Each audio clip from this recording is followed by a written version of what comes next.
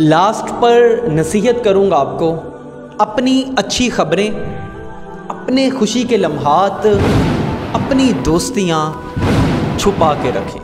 आज हसद जलन इतनी बढ़ चुकी है कि कोई भी किसी को हंसता हुआ बर्दाश्त नहीं कर सकता।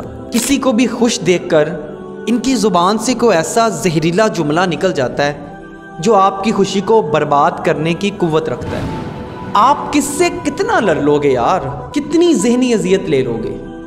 बेहतर यही है कि ज़्यादा शेयर ना करें अपनी खुशियों को, अपनी लाइफ को प्राइवेट रखें। जैसे कि अगर कोई ख़तून अपने ससुराल वालों की तारीफ़ कर दे, अपने शोहर की तारीफ़ कर दे, तो दूसरी औरतों से बर्दाश्त ही नहीं होता। मैं ज़्यादातर बात कर रहा हूँ, सब एक जैसे नहीं होते, ये मुझे भी पता है, लेकिन बर्दाश्त नहीं होता।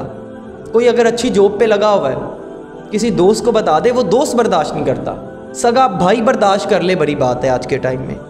क्योंकि आज हमें क्या सुनना है, मेरी सास बहुत गंदी है, माजरत के साथ, मेरा शोहर बहुत सख्त है, मेरी नंद तो ऐसे है, यार मेरे जॉब के हालात अच्छे नहीं हैं, यार ख़र्चा पूरा नहीं होता, यार किराया देना है मैंने। आज हमें मजबूरियाँ सुनने में मज़ा आता है, जबकि कोई हमें खुश खुरम मिले, अल्हम्दुलिल्लाह कहता मिले, तुम्हारे अंदर टीस उठती है, यार ये खुश क्यों है। और फिर वो लोग कुछ ऐसे जहरीले जुमले बोलते हैं या आपके लिए दिल में बुग़्ज़ रखते हैं कि कहाँ आपको दबाने का मौका मिले आपको दबा लें। इसलिए मैं आपको नसीहत करता हूँ कि खामोश रहें और छुपाना सीखें, अपना मुंह कम से कम खोलें, अपनी खुशियों को नज़र लगने से बचाएं।